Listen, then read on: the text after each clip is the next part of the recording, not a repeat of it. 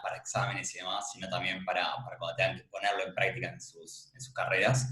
Eh, si bien es una charla de Zoom, o sea que es bastante unilateral, me encantaría que si tienen dudas que me vayan interrumpiendo, que vayan preguntando. Estoy presentando en una pantalla y en la otra tengo el chat abierto, así que cualquier duda que tengan, vayan preguntando y tratemos de hacerlo más dinámico, ¿sí? Después igual le dejo ahí a Mariana, le voy a dejar mi mail por cualquier consulta o duda que tengan, si quieren mandarme para que lo vayamos viendo, ¿sí?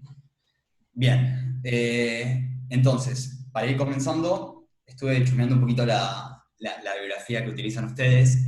Algunos conceptos que usamos nosotros, que damos acá en la Nacional en La Plata, son un poco distintos, así que la idea es dar un poquito de teoría muy rápida desde el principio, digamos, hasta llegar a la parte donde necesitamos llegar, como para entender y saber que estamos hablando de los mismos conceptos. Por favor, interrúmpanme si, ya sea por problemas técnicos o por dudas, cosas que no entiendan, ¿sí? Bien, entonces, vamos a empezar desde el principio, básicamente, de qué es la administración, ¿sí? Acá, en definitiva, lo que nosotros estamos hablando, o lo que es el tema de modelos organizacionales, estamos hablando más que nada de uno de los procesos administrativos que plantea Fayol, que es uno de los autores más importantes de lo que es la administración. Entonces, lo más importante que hay que saber, o que hay que preguntarse primero, es qué es la administración. Imagino que desde que pudieron haber visto al principio que hay tres formas distintas o tres puntos de vista para poder definir lo que es la administración, que podemos decir que es un arte, una ciencia o una técnica, ¿sí? Que si decimos que la administración es un arte, estamos hablando más que nada de actividades en las que el humano recrea con una finalidad estética cosas que ve en la realidad, que percibe o que él siente. Que para hablar de administración en realidad, si decimos que es un arte, suena como medio volado, como que realmente no pega mucho la definición de arte con lo que es administración, pero sin embargo, justamente Henry Fayol definía la administración como el arte de gobernar. Pero el arte de gobernar siguiendo una serie de principios que él proponía 14, pero decían que no eran exhaustivos, es decir, que podía haber un montón de principios más. Y que todos estos principios el administrador tenía que ir utilizándolos a lo largo de lo que era su vida en la administración para ir tomando decisiones y para ir haciendo que las cosas sucedan. ¿Cuándo usar cada principio y cuándo no? Es la parte que Fayol decía justamente que era el arte de administrar, ¿verdad? Que es una definición re linda y re fácil de aprenderse, pero que hoy en día estamos apuntando un poco más a la administración como ciencia o como técnica, ¿sí? Cuando hablamos de ciencia, hablamos de que son un conjunto de conocimientos que están sistemáticamente organizados y que permiten más que nada identificar un fenómeno de la realidad, estudiarlo, comprenderlo, y una vez que lo comprendemos, podemos prever su funcionamiento. Solo para dar un ejemplo, imagínense que llega diciembre, ¿no? Está llegando diciembre, el Estado tiene un montón de personas que trabajan, de trabajadores estatales, tiene que pagar sueldos, tiene que pagar aguinaldos, llegan las vacaciones, la gente se quiere ir de vacaciones a Mar del Plata. Para irse a Mar del Plata necesitan que se les pague el aguinaldo, ¿verdad? Entonces el Estado no tiene plata, dice, ¿qué hacemos? Tenemos que pagar a la gente, no tenemos plata, ¿qué podemos hacer? El Estado, por suerte, tiene la capacidad de imprimir dinero, ¿no? Tiene la maquinita de impresión de dinero. Entonces, ¿el Estado qué hace? Imprime dinero y le paga a todas las personas. Resulta que en ese momento, un par de meses después, empieza a ver que los precios de las cosas empiezan a subir. Esto de que suban los precios de las cosas, en definitiva, es un fenómeno. Es un fenómeno que está pasando en la realidad y que justamente lo que estamos haciendo es identificando el fenómeno, que es la primera parte de lo que hablamos de las ciencias. Identificamos que los precios suben. ¿Por qué suben los precios? No sabemos todavía, ¿sí? Entonces, ¿qué es lo que hacemos? Empezamos a ver cuándo subieron los precios, si el año pasado habían subido en el mismo mes o no, si en los meses anteriores habían subido, si en los meses siguientes van a subir. Tratamos de estudiar un poco qué es lo que está pasando, ¿sí? Y una vez que lo estudiamos, podemos en realidad comprender. Y el Estado termina comprendiendo que al emitir dinero, lo que va a pasar es que los precios suban, ¿verdad? Entonces, hasta ahora lo que se pudo hacer fue identificar un fenómeno en la realidad, que es que subieron los precios, estudiarlo, entender qué es lo que lo estaba provocando, y de esta forma el Estado puede saber que cada vez que vaya a emitir dinero va a pasar siempre lo mismo sistemáticamente, que es que van a subir los precios que se van a producir inflación. Esto es justamente lo que es la ciencia, una parte de la ciencia de lo que es la economía. Eso es lo que busca hacer las ciencias, poder identificar un fenómeno de la realidad, estudiarlo, entenderlo y a partir de ahí predecir el comportamiento. ¿Predecir el comportamiento para qué? Básicamente para no mandarnos las mismas cagadas que nos mandamos antes en el pasado, ¿verdad? Y la última definición que tenemos de lo que es la administración nos habla de la administración como una técnica, siendo la técnica un conjunto de procedimientos o de recursos que se utilizan para obtener un resultado bien específico.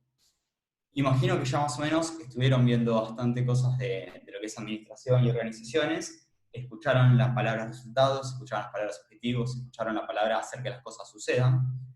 Entonces acá nos vamos por último a la definición de Mario Bunge, profesor de la UBA, que dice que la administración es una sociotécnica. Es decir, que es justamente la mezcla entre una ciencia que produce conocimiento, pero que a su vez lo que hace es aplicar ese conocimiento para modificar la realidad, aplicar ese conocimiento dentro de las organizaciones para conseguir resultados específicos. Por eso dice que es la mezcla entre una ciencia y una técnica. Y que tiene un objeto de estudio específico, que son las organizaciones y la forma en que estas son gestionadas por un agente que él llama administrador. Pero la palabra importante acá entonces es organizaciones. Lo que nos centramos en lo que es la administración es en qué es una organización, ¿verdad? Bien.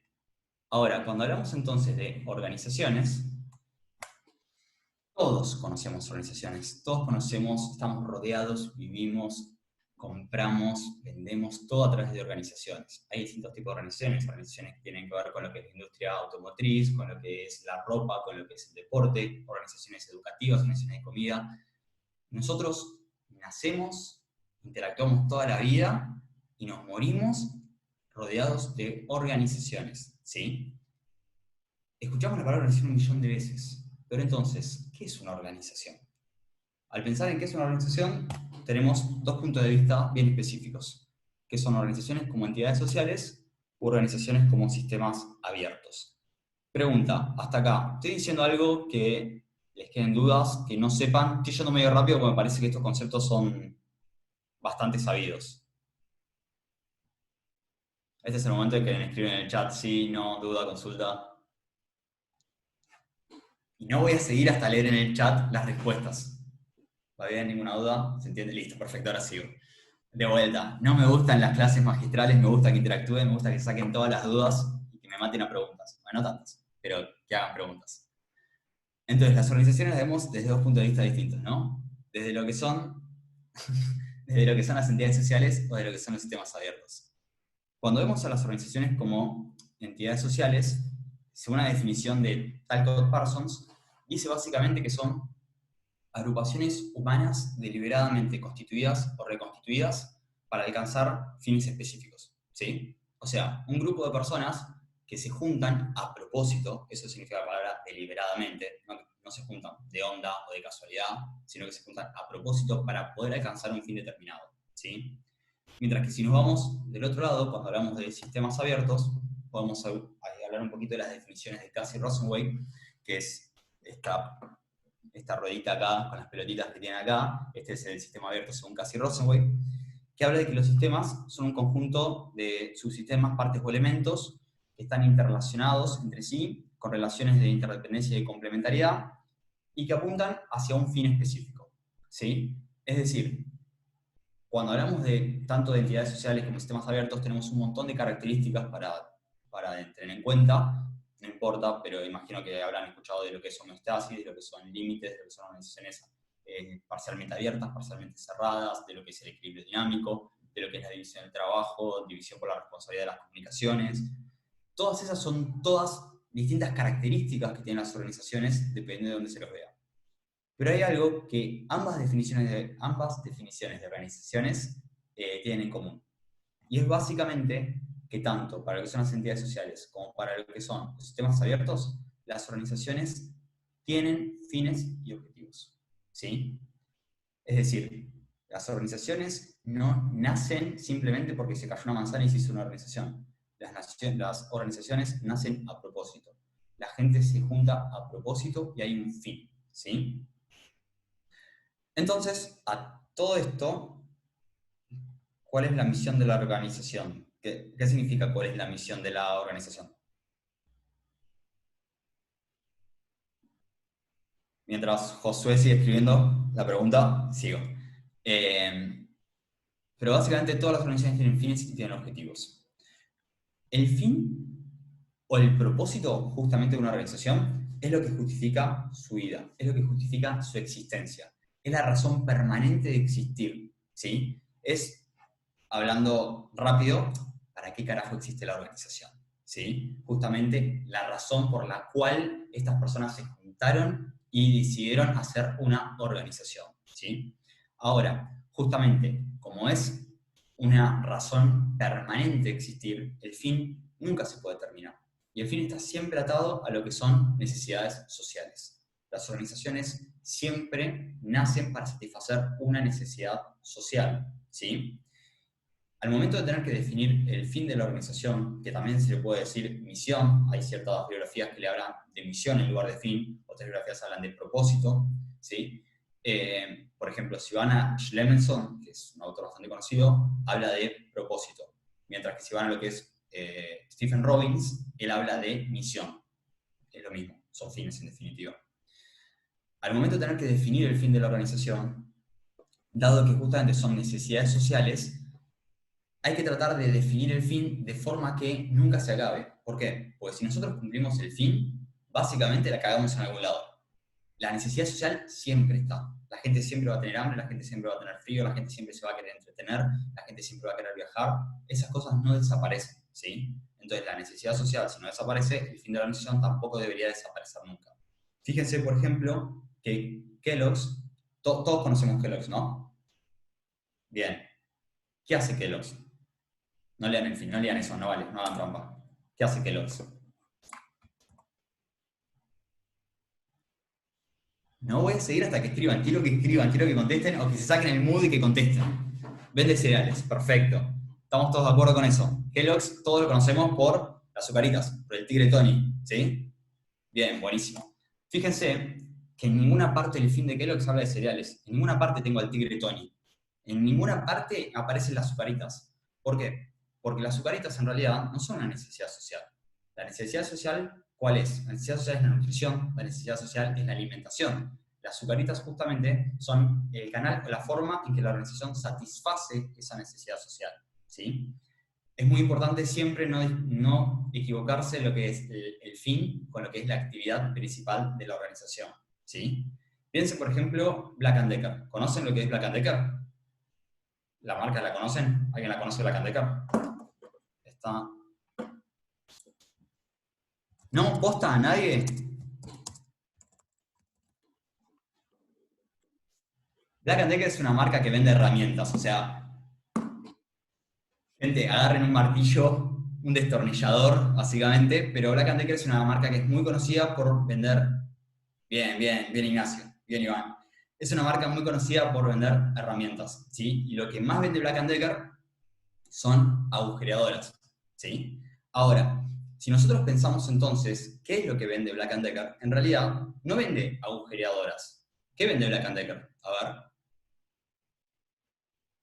¿cuál es la necesidad que satisface Black & Decker? No, la necesidad no son herramientas. Si vamos específicamente a lo que es el negocio de las agujereadoras, ¿qué es lo que la necesidad que satisface Black & Decker?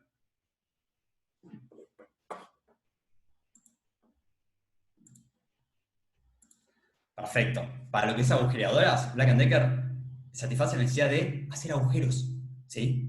Hoy en día, la forma de satisfacer esa necesidad es con agujereadora. Mañana, no sé, con un láser. Pasado mañana con la mirada, no importa. Pero el fin de Black & Decker justamente es satisfacer las necesidades de hacer agujeros, de construcción, como dicen acá, ¿sí? La facilidad de hacerlo. Si nos fijamos, cada organización, al momento de definir su fin, es algo bastante abstracto, es algo bastante volado y que está directamente relacionado con una necesidad social, ¿sí? Que es muy distinto de lo que son los objetivos. Los objetivos, voy a ir a la definición que me gusta a mí, la que estoy yo ahí, pero los objetivos básicamente son la expresión concreta y deliberada de las condiciones futuras deseadas que una persona o grupo de ellas desea alcanzar en un periodo de tiempo determinado. un montón de palabras difíciles, pero básicamente, ¿qué son los objetivos? Los objetivos tienen que ser algo palpable, ¿sí? Algo que yo quiero lograr en un periodo de tiempo determinado y que puedo definir específicamente qué quiero lograr, ¿sí? Por ejemplo, me quiero recibir de Contador Público Nacional en 5 años, ¿sí? Eso es un objetivo. ¿Cuál puede ser el fin? Quiero ser, o la misión, o la visión, quiero ser el mejor contador de la Argentina. ¿Cuándo? Año que viene, entre 5 años, 7 años, no está, porque puede ser algo aspiracional, ¿sí? Mientras que el objetivo es algo bien específico. Me quiero ser contador en 5 años. Para 2025 voy a ser contador. 2024, ¿sí? Bien. Entonces, dado que los objetivos entonces tienen que ser específicos, lo que tenemos que tener siempre en cuenta es que el objetivo tiene que estar relacionado con el fin. Todos los objetivos que se planteen en la organización tienen que tener siempre en vista o en cuenta lo que es el fin o el final a lo que quiere llegar, lo que quiere lograr, la necesidad social que quiere satisfacer la organización, ¿verdad? Imagínense, por ejemplo, Mercado Libre. Mercado Libre tiene un montón de empresas adentro, no solamente Mercado Libre, Mercado Pagos, Mercado Envíos, Mercado Shops, tiene un montón de empresas adentro. Imagínense que dentro de lo que es Mercado Pago, tiene como objetivo triplicar en 2020 la cantidad de transacciones realizadas a través del Mercado Pago con respecto al año 2019. Es recontra claro, ¿sí? O sea, yo quiero este año tener 3 veces más operaciones de las que tuve el año pasado. Es recontra claro, no es como un fin, no es tan amplio, es recontra claro, necesito hacer esto, ¿sí? Ahora, el problema es que hay un montón de formas de hacer esto. Si yo le digo, hagamos esto, ¿cómo hacemos? Si sabe cómo hacer, ¿saben qué tienen que hacer para hacer esto? Si me lo dicen a mí, se me ocurren un montón de ideas, pero no sé cuál hacer. Se me pueden ocurrir 15 ideas distintas. ¿Y cuál hago? ¿La 1, la 5, la 7, la 15, todas, ninguna? ¿Cuál hago? Al no poder definir, al no poder saber específicamente cuál hay que hacer, lo que hay que tratar de hacer es este objetivo. Si nosotros tenemos un fin que es abstracto y ponemos un objetivo que es más específico, el objetivo también tenemos que partirlo en otros pequeños objetivos más pequeños, ¿sí? Y que sean más fáciles de cumplir. Entonces, nosotros sabemos que al cumplir ese objetivo, en definitiva, vamos a terminar cumpliendo el objetivo general. Y si cumplimos el objetivo general, vamos a terminar cumpliendo el fin. Yendo al ejemplo de ustedes, si ustedes se quieren recibir de licenciado en Economía, licenciado en Administración, contador público, ese es su objetivo principal, ¿sí? Su objetivo estratégico, digámosle. Quiero recibirme de licenciado en Administración para el año 2024. ¿Cómo hacemos? Lo partimos. Entonces, para partirlo, ¿qué hacemos? Ok, lo que quiero hacer es entonces, en el primer año, meter las 7 primeras materias de la carrera, ¿sí? Entonces ya el objetivo, deja de ser un objetivo de 5 años, pasamos a tener un objetivo de 1 año. Más específico y ya sé específicamente lo que tengo que hacer. Es más, partamos de más. Vamos a hablar del primer semestre, el primer cuatrimestre. Imagino que el primer cuatrimestre tienen ¿cuántas materias? ¿3, 4 más o menos? ¿Sí? Bien, entonces, el objetivo 3, buenísimo. El objetivo entonces es que para julio de 2020, si no nos impide la cuarentena, meter las primeras 3, 4, me está mareando. Voy a decir que tienen 3. Meter las primeras 3 materias de la carrera, ¿sí? Entonces lo que vamos haciendo es partiéndolo. Y después decimos, ok, tenemos que meter las 3 primeras materias, partámoslo más todavía. Mi objetivo para la primera mitad del cuatrimestre es aprobar con 7 o más todos los parciales de cada una de las materias, ¿sí? Entonces, fíjense cómo del fin de ser el mejor contador o el mejor licenciado en administración de la Argentina, pasamos a un objetivo más específico de 5 años, que es recibirnos en 5 años, ¿sí? En la Universidad Nacional de Salta, y después pasamos a objetivos más específicos, que es en el primer año meter 7 materias. Otro más específico, en el primer cuatrimestre meter las 3 materias obligatorias, 4 los contadores. En otro más específico, en la primera mitad del cuatrimestre, aprobar los primeros parciales con más de 7, ¿sí? Eso, en definitiva, que estuvimos haciendo, se llama la jerarquía de objetivos. Es decir, nosotros podemos pensar que una organización tiene una jerarquía de objetivos de donde nace el objetivo principal, el objetivo estratégico, que suele estar relacionado directamente con el propósito, con el fin, con lo que es la necesidad social que la organización quiere satisfacer, y que es algo muy general, y que es un embole tratar de entender cómo hacerlo, es imposible, porque hay un montón de formas de hacerlo. Entonces, ¿qué es lo que empieza a hacer? Empezamos a hacer un modelo descendente y partir el objetivo en distintos subobjetivos o metas. Y así terminamos teniendo esta jerarquía de objetivos, esta pirámide, que lo que tiene son todos los objetivos organizacionales, que en definitiva es una guía de qué es lo que tengo que hacer, ¿verdad? Ahora, de repente es un despelote, tengo 1.000.000 de objetivos en toda la organización, no sé por dónde empezar, no sé cómo hacer, quién hace, qué no hace. Imagínense que tengo todos los objetivos arriba de una mesa tirados, no sé qué carajo hacer para empezar. Y digo, ok, entonces, ¿qué se necesita para alcanzar todos esos objetivos? ¿Sí? Para poder satisfacer el fin de la organización. ¿Qué se necesita? Esta parte donde escriben de vuelta. Y yo me hago mate mientras. ¿Se está recortando el audio? Recursos, bien. ¿Qué más se necesita? Recursos, ¿qué más necesitamos?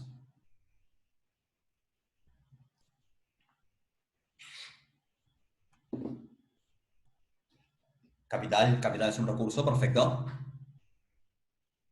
Más allá de la guita, basta de pensar en la plata. Ya sé que están en una universidad de económica, sé que están en contabilidad, administración, economía, todo dinero, olvídense del dinero. A mí me gusta más información, herramientas, vamos con Black & Decker, buenísimo. Mano de obra, buenísimo, ahí vamos. Ok, hay un montón de cosas de repente que se necesitan. Excelente. Algunas de estas ya las tenemos en definitiva.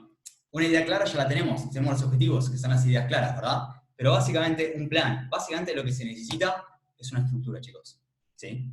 Lo que necesitamos es una estructura organizacional que nos permita trabajar de cierta forma, estandarizar cómo vamos a trabajar para poder entonces llegar a cumplir todos esos objetivos en el tiempo necesario, ¿sí? Para poder alcanzar el objetivo general, para poder ir satisfaciendo continuamente el fin de la organización.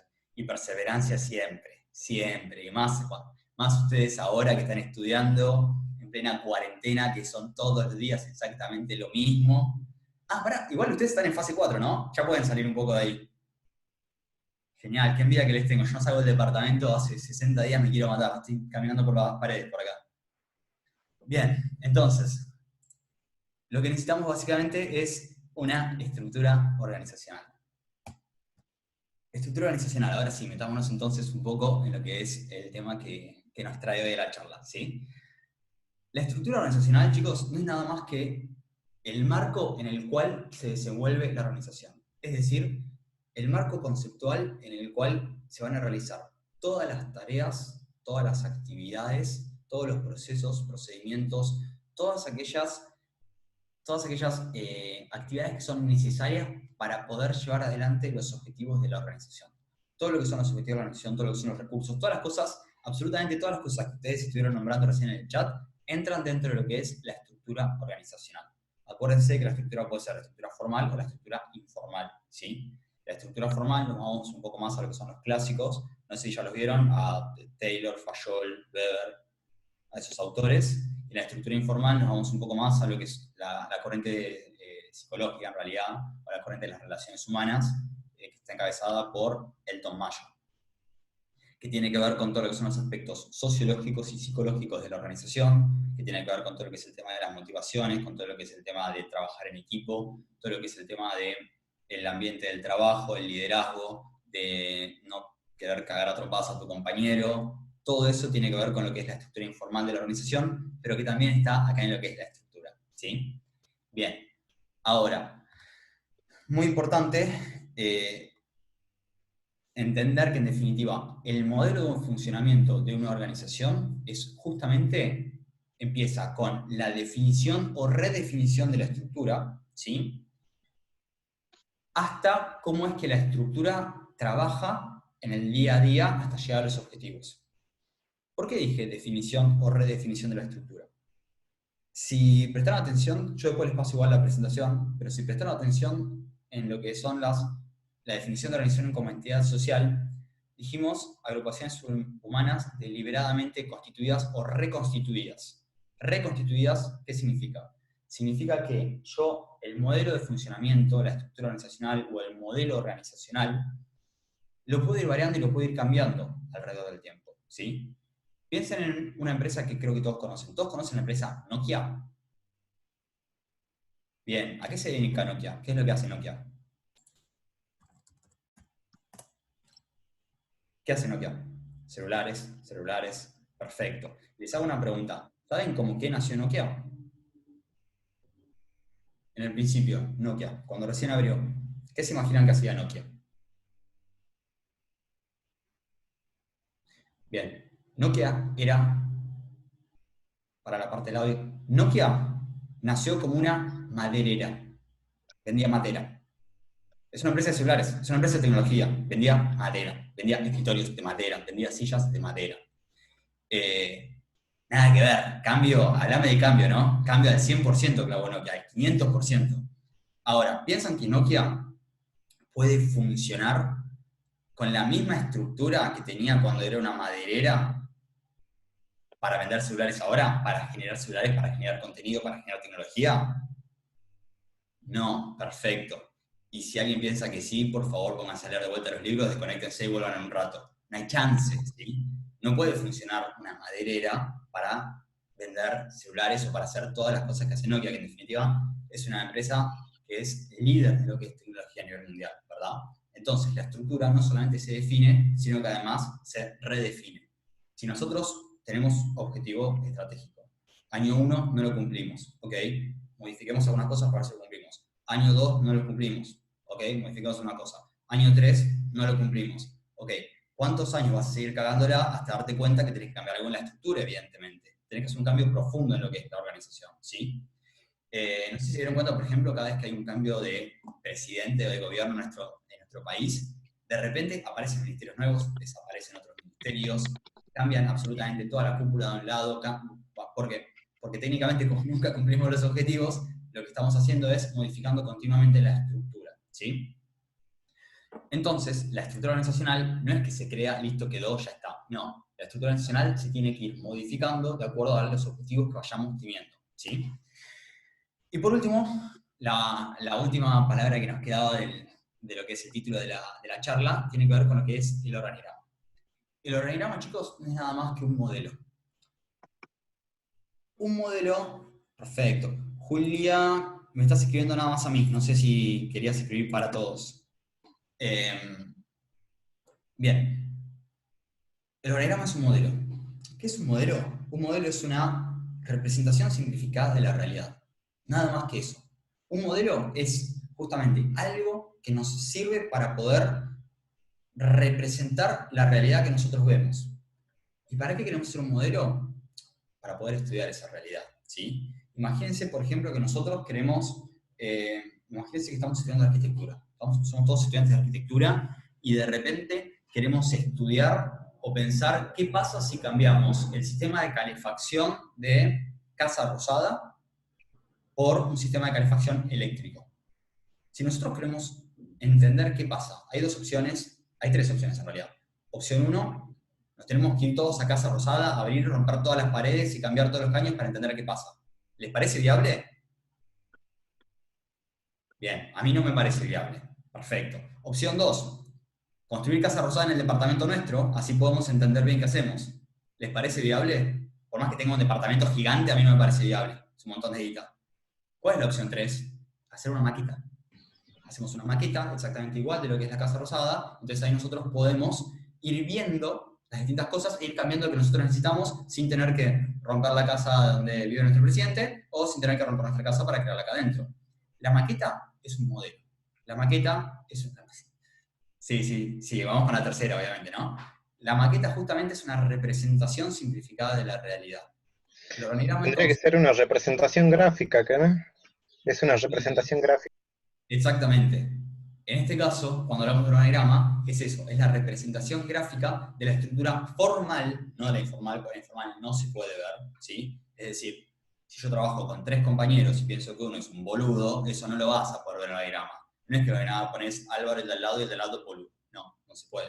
Ah, sí, perdón por mi vocabulario, suelo hablar así. Lo tuve que haber dicho al principio de la clase, me olvidé. Perdón, mis alumnos ya me conocen, ahora me están conociendo ustedes. Si nosotros queremos volcar lo que es la estructura organizacional, que es el organigrama, solamente podemos volcar lo que es la parte formal de la estructura, ¿sí? Entonces, por eso es un modelo simplificado. Solamente, ¿qué es lo que vamos a ver? Vamos a ver los cuadraditos, los ravioles, con las distintas líneas que los van uniendo, y vamos a tener un pantallazo de cómo es la estructura en un momento determinado. Si de repente trata una persona nueva y se crea un puesto nuevo, ese organigrama ya no sirve para nada, básicamente, ¿sí? Y hay que hacer un organigrama nuevo que muestre los cambios en la estructura. Bien, entonces, creo que algo importante que leí en la bibliografía de ustedes, que no sé por qué está ahí como si fuese algo realmente importante, pero bueno, tenganlo en cuenta, no confundirse organización con modelo organizacional con organigrama. Que son tres cosas completamente distintas y no sé por qué habrían de confundírselas, pero bueno, alguien alguna vez se la habrá confundido y por eso el profesor lo incluyó en el libro, ¿no? Así que traten de no ser ese alguien ustedes. ¿Queda bien claro la diferencia entre lo que es una organización, lo que es un modelo organizacional o estructura y lo que es un organigrama? Perfecto. Me gusta que están respondiendo rápido. ¿Ya están? Bien, bien, me gusta. Esa es la dinámica, bien. Ahora, acá empezamos a meternos un poquito más en práctica y en qué tenemos que hacer y cómo tenemos que hacer, ¿sí? Entonces, se trabo la pantalla, ahí estamos. Al momento de tener que armar una estructura organizacional o al momento de tener que armar un modelo. Cuando tienen que armar la estructura de organización o tienen que definir el modelo organizacional que van a seguir, lo primero y más importante que tienen que saber es que, a diferencia de lo que decía Taylor o de lo que decía Weber, no existe un modelo único que sea el mejor modelo y que sirva para absolutamente todo. Hay un montón de organizaciones distintas, ¿sí? Un montón, infinidades. Las organizaciones se pueden clasificar según distintas variables que podamos tomar, ¿sí? Si, no sé, miramos por el tamaño, pueden ser grandes, medianas, pequeñas. Si miramos por la actividad que realizan, pueden ser de servicios, productivas o comerciales. Hay un montón de formas, ¿sí? Si miramos por de dónde sale el capital, podemos clasificarlas en privadas y públicas. Dentro de las públicas, empresa pública o organismo público. Dentro de las privadas tenemos multinacional, transnacional, nacional, ¿sí? Después tenemos comerciales, por la actividad o el rubro. Hay un millón de clasificaciones distintas. Si hay un millón de clasificaciones distintas, hay 10 millones de organigramas distintos, ¿sí? El modelo de funcionamiento de una organización no es el mismo para todas, y una misma organización, como vimos con Nokia, puede ir cambiando su modelo para ir adaptándose. Sí, profe, disculpe, ¿podría repetir?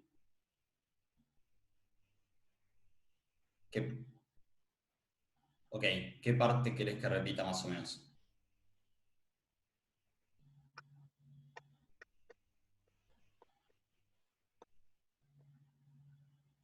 Si no me aclarás, voy a repetir desde el principio, mirá que tengo tiempo. ¿Del inicio de qué? Me está preocupando, era una joda lo del principio, ¿eh? Del inicio de este tema. Voy a hacer de cuenta como que el inicio de este tema me estás hablando de esta slide. Que me estás hablando de lo de la estructura, ¿sí? Porque si no me largo a llorar. Ahí está, buenísimo. Entonces, cuando hablamos de lo que es la estructura, lo importante o lo que hay que saber es que no existe una sola estructura que pueda aplicarse a todas las organizaciones, ¿sí? Cada organización tiene un conjunto de, lo vamos a ver ahora, pero de condicionantes que lo que hacen es que se distinga de la organización que tiene al lado, de la organización que tiene enfrente. Se distinga del cliente, se distinga del proveedor. Entonces, todos estos condicionantes, todos estos determinantes, hay que tenerlos en cuenta al momento de definir la estructura, definir el modelo organizacional, ¿sí? Para poder justamente adaptarlo al que mejor le sirva a la organización, de acuerdo a los fines y a los objetivos que posea. ¿Queda claro hasta ahora? ¿Se cortó o no se cortó? Buenísimo, bien. Estoy viendo que hay gente que levanta la mano, y yo no veo en realidad quiénes son los que levantan la mano y cómo la levantan. Así que simplemente escriban en el chat y listo. Mariana, no sé si vos ves cuando levantan la mano. Está levantando la mano Franco, Nicole y Nahuel. Franco y Nahuel, no sé por qué razón. Perfecto. Franco y Nahuel, escriban directamente en el chat o desmutéense y pregunten, si quieren. ¿Cuál es la pregunta?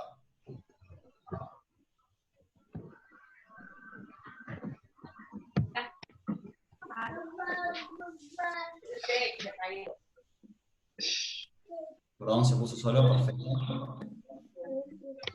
Manu, ¿vas a decir algo? ¿Simplemente querés compartir con nosotros el momento? Nada, ok, buenísimo. Bien, sigamos.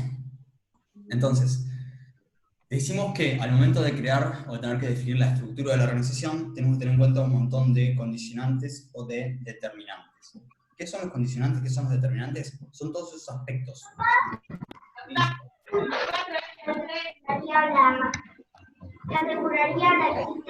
Chicos, por favor, silencien su audio.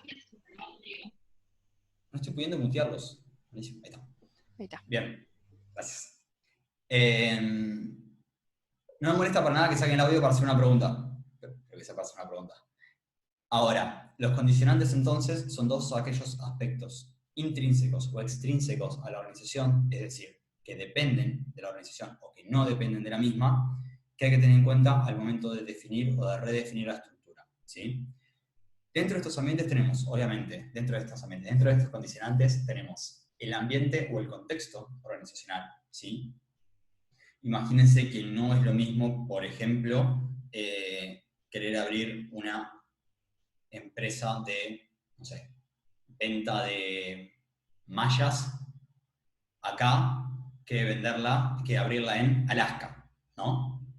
Imagino que obviamente el contexto va a influir fuertemente en la organización, así como la organización también va a influir fuertemente en el contexto, ¿sí? No sé si siguen noticias económicas o leen los diarios. Recomendación, léanlos, pero no tanto, porque te deprime bastante, pero más o menos como para entender qué está pasando.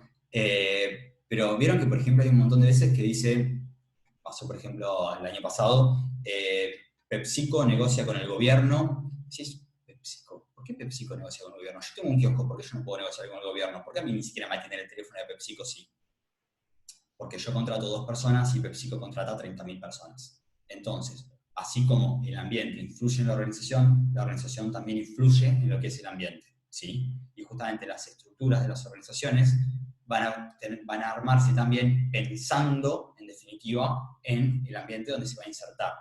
Por ejemplo, conocen todos, conocen un poco de lo que es la zona de Campana, acá en Capital Federal. Mentira, Capital Federal, no, afuera de Capital Federal, en Buenos Aires, y yo lo conozco, es un desastre. En la provincia de Buenos Aires, ¿no? Perfecto. En Campana hay un polo industrial de Mariana. En Campana hay un polo industrial, ¿sí? Justamente lo que pasa ahí es que es una zona donde comenzaron a hacerse distintas represas y donde se empezaron a hacer distintas instalaciones de generación de electricidad. Entonces, ¿qué fue lo que pasó? Como estaban esas empresas ahí, como estaban esas fuentes ahí, empezaron a crearse organizaciones, empezaron a poner ahí distintas sedes, organizaciones de industrias pesadas. Por ejemplo, Aluar, industria de lo que es el aluminio, Techin puso un montón de industria ahí de lo que es petróleo, de lo que es hierro, de lo que es acero. Entonces se empezó a armar lo que se llama un polo industrial, que está en lo que es la ciudad de Campana. Entonces, si vos querés abrir una organización que necesite electricidad, no vas a abrirlo, no sé, en Mar del Plata, que no tenés nada cerca. ¿Dónde vas a ir a hacerlo? A Campana, ¿sí? De la misma forma, si vos lo que querés hacer es poner una universidad, no vas a ir a poner una universidad a La Pampa, donde tenés un habitante cada 550 kilómetros cuadrados. Probablemente vas a tener que ir a ponerlo a ciudades principales donde tengan mucha más gente que pueda ir, ¿sí? Más si es gente joven, o la gente joven normalmente es la que va a la universidad, ¿sí? Entonces, hay que tener en cuenta eso al momento de definir lo que es la estructura de la organización. Lo mismo con lo que es el tamaño organizacional, lo que estábamos diciendo justamente de PepsiCo. Dependiendo del tamaño que posea la organización, la estructura que va a ir armando. Imagínense, por ejemplo, no es lo mismo si un banco va a abrir una ciudad y es un banco pequeño de ciudad que en realidad es una financiera que se hace grande, así de repente viene el banco HSBC y quiere abrir una sucursal. HSBC ya es un banco gigante con una estructura formada y probablemente tenga eso en cuenta al momento de generar la estructura nueva de la organización. Ahora vamos a ir viendo esto un poquito más en detalle, ¿sí? Voy dando más por arriba. Lo mismo con lo que es la formalización. ¿Saben lo que es la formalización, chicos? ¿Lo escucharon alguna vez, lo que es formalización? No, no, perfecto, bien, buenísimo. Entonces, voy a entrar un poquito más en detalle. Bien, la formalización, o lo que es los niveles de formalización, tienen que ver, está directamente relacionado con lo que es Weber, tiene que ver con qué tan estandarizados están los procesos, las tareas y las actividades en la organización. ¿Sí? Cuanto más estandarizado esté el trabajo en la organización, se dice que está más formalizado. Imagínense que, por ejemplo, si nosotros vamos a una de estas industrias que dijimos recién, como por ejemplo, no sé, imagínense que vamos a entrar a una fábrica de Ford. En la fábrica de Ford, los autos siguen un proceso, ¿sí? Siempre se hacen de la misma forma, con la misma secuencia. El trabajo está bastante estandarizado. No es que cada uno hace lo que quiere. No. Primero hay que hacer la parte del chasis, después se le van insertando las ruedas, después se le pone el techo. Bueno, puedes poner el vidrio y después poner la puerta. No, con la parte y después poner el vidrio, ¿verdad? Está bastante estandarizado el trabajo. Ahora, les hago una pregunta. Si, por ejemplo, estamos en un tema de un médico, ¿el trabajo está estandarizado ahí? ¿Un médico tiene un trabajo estandarizado? Por ahí sí, por ahí no, más o menos, pero tiende a no estar estandarizado. O sea, mi viejo es médico, por ejemplo. Básicamente, él está en el consultorio, entra una persona y le puede saltar con cualquier cosa, no va a saber qué carajo le pasa a la persona, ¿sí? Entonces, ahí el médico tiene que ir justamente con el conocimiento que va teniendo, empezar a buscar a ver cómo es que hay que tratar a cada uno de los pacientes que tiene y seguirlo específicamente. Entonces, la posición en lo que es Ford está muy formalizada, todas las tareas están muy formalizadas. Mientras que, por ejemplo, lo que es una clínica privada, y más si es una clínica privada, por ejemplo, de cirugías, o es una clínica privada que hace cosas muy específicas. Imagínense una clínica privada de neurociencia. Cero estandarización, cero. Imagínense una empresa de marketing, una empresa de tecnología, cero estandarización. Google, Mercado Libre, es muy difícil la estandarización ahí, ¿sí? Entonces, de acuerdo al nivel de formalización que tengan las tareas, ¿qué estructura vamos a seguir? Es mucho más fácil, por ejemplo, poder supervisar si el trabajo está todo estandarizado y todos tienen que hacer lo mismo, que supervisar a 5 médicos que hacen todos cosas distintas. Que además los médicos son recontra rompepelotas, se saben todo y no quieren que le digas nada para hacer. Hijo de médicos, ya se los digo. Entonces, depende del nivel de formalización, qué tan estandarizada puede estar la estructura. Otro de los determinantes o condicionantes que hay que tener en cuenta es la tecnología. Perdón, por si no está quedando claro, porque estoy tirando, me parece, algunas cosas que todavía no las vieron. Todas estas cosas las voy a poner todas en pantalla para que las tengan en cuenta. Todas estas cosas son las que ustedes tienen que mirar y tienen que tener en cuenta al momento de hacer un organigrama, al momento de hacer la estructura de la organización, ¿sí? No es lo mismo, de vuelta, hacer un organigrama para una clínica que hacer un organigrama para una multinacional de consumo masivo, ¿sí? Entonces, estos 7 condicionantes o estos 7 determinantes, ustedes tienen que determinar bien cómo son para la organización que van a hacer antes de dibujar el primer raviol del organigrama, ¿sí? Bien. ¿Puede volver a explicar lo de la formalización y estandarización? Sí, obvio. ¿Saben lo que es un estándar? Empecemos por ahí. ¿Definieron lo que es un estándar? Sí, perfecto, bien.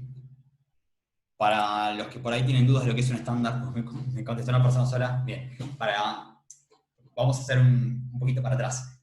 Dentro de las características de organizaciones como sistemas abiertos, una característica es la existencia de variables. Una variable es todo aquello que pueda tomar un valor numérico. De vuelta.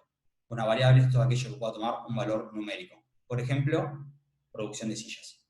¿Cuántas produje? 5, 10, 15, 20, 500, 40.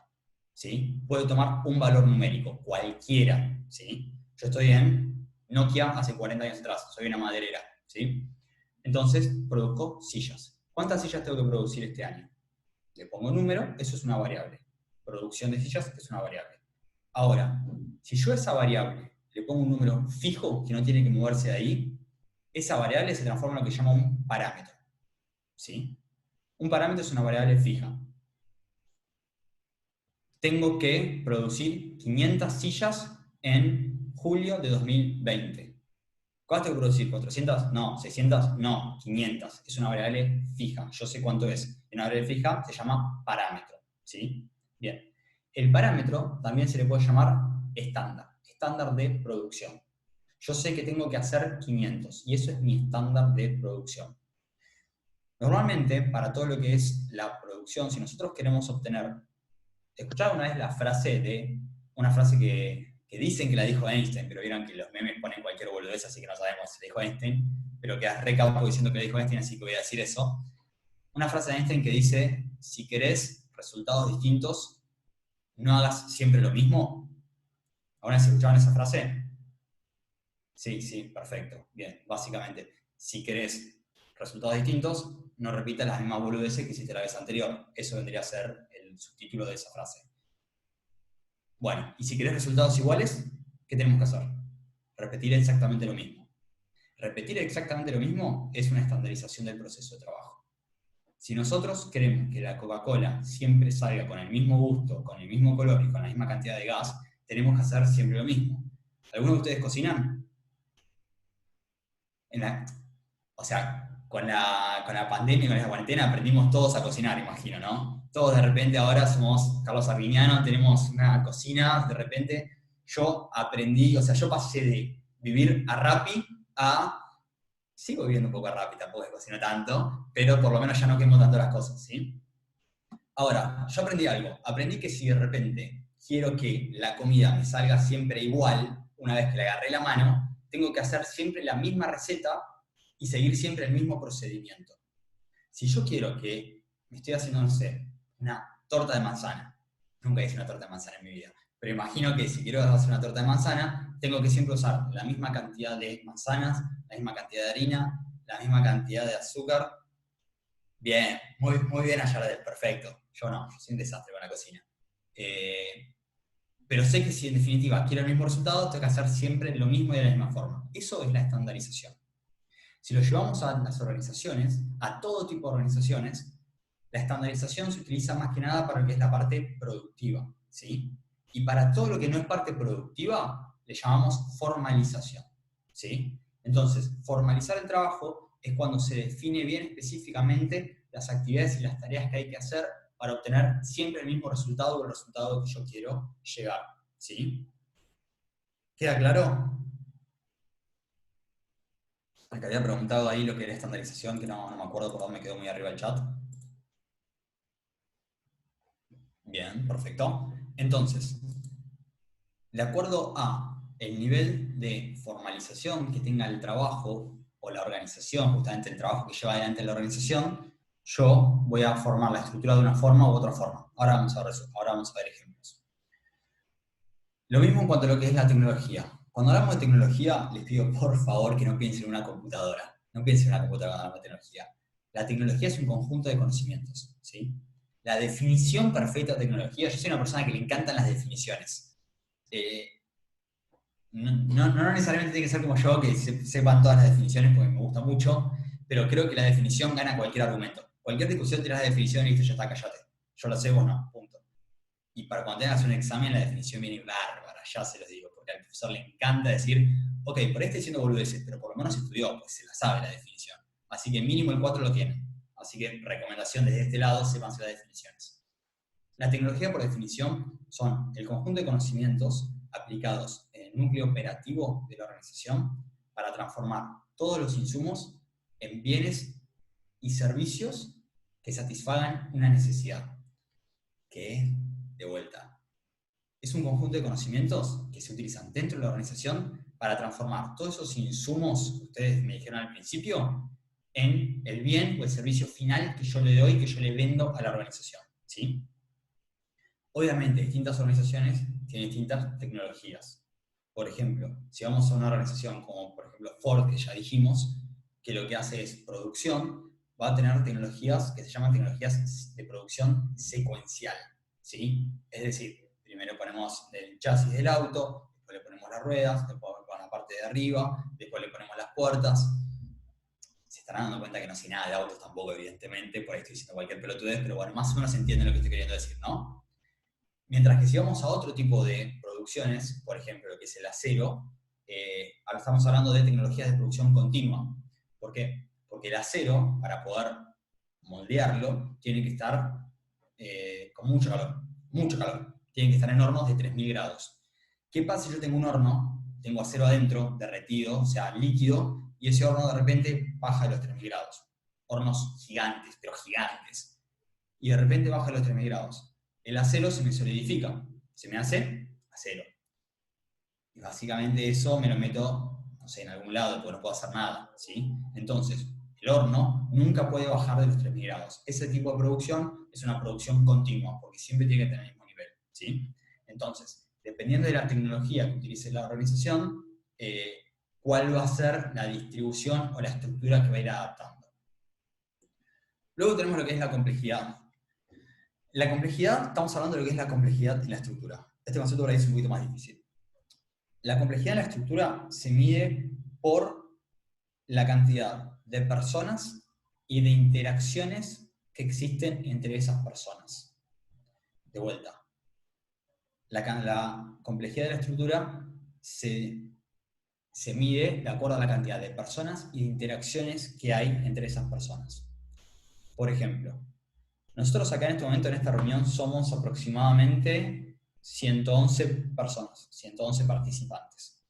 Ahora, fíjense que las interacciones que estamos teniendo en realidad son cercanas al 111. ¿Por qué? Porque soy yo hablándole a ustedes recibiendo la información, pero no me están dando feedback. Ustedes no están hablando continuamente conmigo. Sería muy distinto si de repente sacáramos todos los micrófonos y todos habláramos con todos de cualquier tema. ¿Sí? Imagínense el despelote que sería eso. Bien, ese ejemplo es un ejemplo de organizaciones con alta complejidad. Si nosotros vamos a este organigrama que tenemos acá, y por ejemplo decimos que, fíjense las líneas. Las líneas que tienen acá, en definitiva, son las líneas de jerarquía, de autoridad lineal se llama. Según esto, este empleado, por ejemplo, ¿están viendo el mouse? Perdón, no se está viendo el mouse. Pues yo estoy acá mostrando y por ahí ustedes no están viendo nada. A ver cómo hago.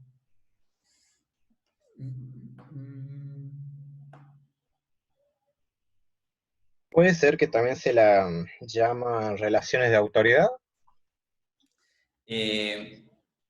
No. Relaciones de autoridad son otra cosa que está relacionada justamente, ahora lo hablamos, pero que es distinto. ¿Por qué? Porque justamente, perdón, vos me estás preguntando complejidad y relaciones de autoridad, si es lo mismo. No, justamente hablaba del tema de las líneas, ya que las tocaste. Sí, eso sí, 100%. Sí, tal cual. Son las relaciones de autoridad, exactamente. O sea, lo que yo quería sacar era el mouse de color, pero no estoy encontrándolo, así que imagínenselo. Pero básicamente tenemos que esta posición de acá es jefe directo de estas tres posiciones de acá, ¿verdad? Y según este organigrama, esta posición en realidad interactúa con esta, con esta, con este, con esta de acá arriba, pero por ejemplo no interactúa con esta posición. Fíjense que no hay ninguna línea que los conecte. Entonces, formalmente, técnicamente no tienen una comunicación directa. Entonces, eso hace que la complejidad de esta estructura sea muy distinta. Ahora, si nosotros decimos que este puede interactuar con este y con el de arriba, pero también puede interactuar con estos tres, y con estos dos, y con estos dos, fíjense que la cantidad de interacciones empieza a volverse exponencial, se dice, ¿sí? Y la cantidad de interacciones va a ser, básicamente, si todos hablan con todos, son 3, 5, 7, 8 y 8, 16 y una 17. La cantidad de interacciones totales que puede haber acá es 17 elevado a la 17. Un quilombo divino, imagínense lo que es si todos hablan con todos en todo momento, ¿no? Bien, entonces, de acuerdo a el tipo de organización que sea, la complejidad va a ir aumentando, ¿sí? Lo que es el nivel de profesionalización va directamente relacionado con lo que es la formalización. Normalmente, cuanto más profesionales haya en la organización, ¿qué piensan que va a pasar con la formalización? ¿Va a ser mayor o va a ser menor? Yo tengo más profesionales en la organización. ¿Piensan que la formalización va a ser mayor o va a ser menor?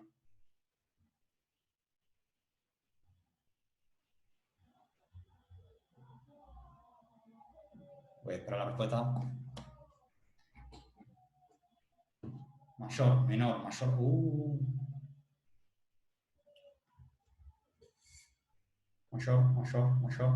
Mayor. Creo que la mayor parte de la gente piensa que va a ser mayor, ¿no? O sea, cuanto más profesionales tengo yo, más va a ser la formalización. Perfecto. No, al revés, va a ser menor. ¿Por qué? Acuérdense de lo que era la formalización. La formalización lo que tenía que ver era con estandarizar el trabajo. Decirle a una persona específicamente qué es lo que tiene que hacer, cuándo tiene que hacer, cómo tiene que hacer. Si yo tengo un profesional, tengo una persona que sabe un montón, Si sabe un montón, ¿para qué carajo quiero decirle yo lo que tiene que hacer? Ese tipo sabe. La mina sabe. Justamente, es profesional en lo que hace. Piensen en el médico. El médico es profesional. ¿El médico es altamente formalizado o no está tan formalizado su trabajo? No está formalizado. ¿Por qué? Porque no hace falta que le digan lo que tiene que hacer porque el chabón ya sabe lo que tiene que hacer. ¿Sí? Entonces, lo que es la formalización y la profesionalización van en direcciones contrarias. Cuanto más profesionales tenga la organización, menor formalización voy a tener. Cuanto menos profesionales tenga la organización, mayor estandarización voy a tener. ¿Alguna vez alguno laburó o fue o conoce un call center? ¿O alguien llamó alguna vez a un call center?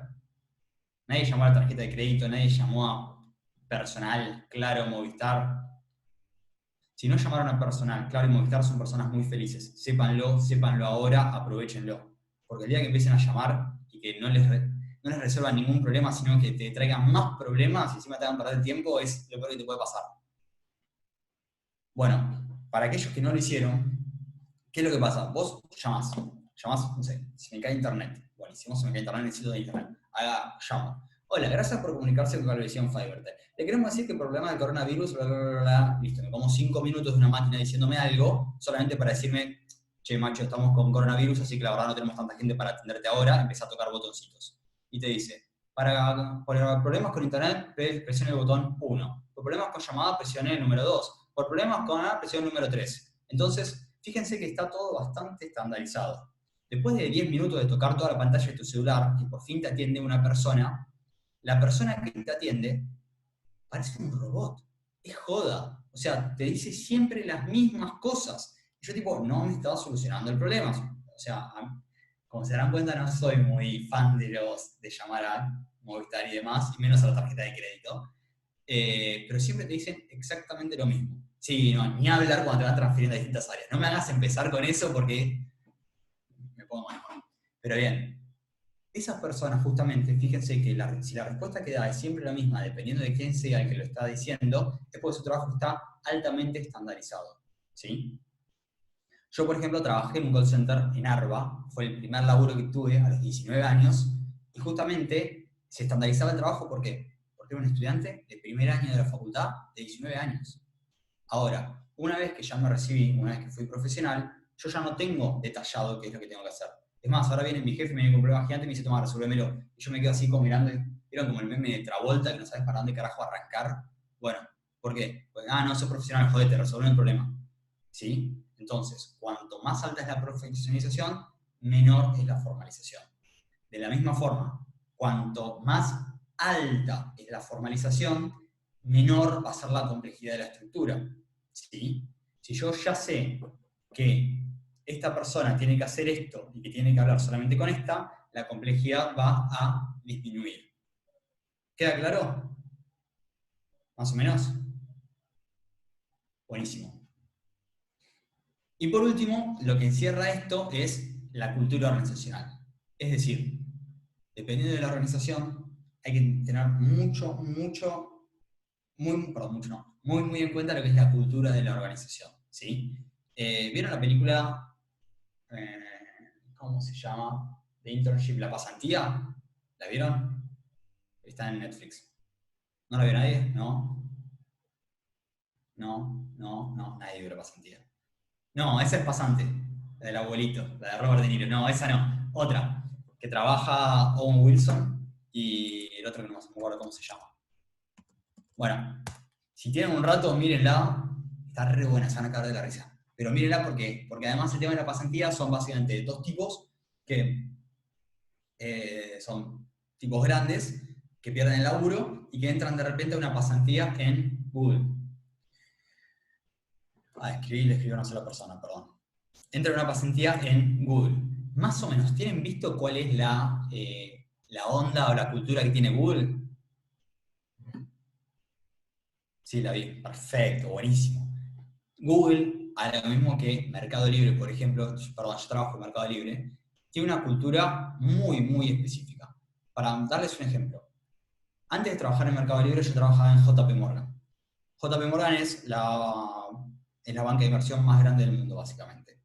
Cuando yo iba a trabajar a JP Morgan, iba a trabajar en traje, y básicamente estábamos, o sea, éramos banqueros, básicamente. Imagínense lo que eran paredes de madera, todas sillones de cuero, silencio, nadie decía nada, separados, oficinas cerradas, nada que ver. Cuando yo paso de JP Morgan a Mercado Libre, voy a la primera entrevista a Mercado Libre, entro, primer día, yo sabía que Mercado Libre era más informal que JP Morgan, entonces fui más relajado, digamos. Primer día, veo pasar un tipo, 45 años más o menos, con una remera de Batman, estirada, porque tenía unos gritos de malla, evidentemente se la había comprado hace unos años, pero ya medio estirada la remera, con pantalones cortos y con unas Vans. Y lo veo pasar al tipo. Entonces yo tipo, me quedo así mirando.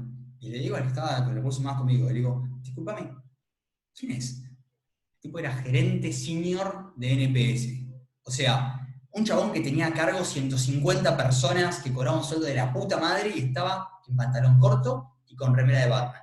Y yo de traje, me sentí un pelotudo impresionante. No se dan una idea. Entonces, evidentemente, modificar una estructura en Mercado Libre versus modificar la estructura en JP Morgan es completamente distinto. En Mercado Libre, por ejemplo, tenés PlayStation 4 para jugar, tenés Xbox, tenés una mesa de ping-pong. ¿Por qué? Porque lo que se busca es que las personas estén relajadas y que las personas trabajen sin tanta presión. ¿Por qué? Porque al trabajar sin presión empiezan a salir las ideas, ¿sí? Mientras que en JP Morgan no vas a encontrar una PlayStation ni de casualidad, todo lo contrario, ¿sí? Esto hay que tener en cuenta al momento de tener que redefinir las estructuras. Hasta acá, ¿alguna pregunta, chicos? 1.000.000, pero alguna que quieran hacer ahora.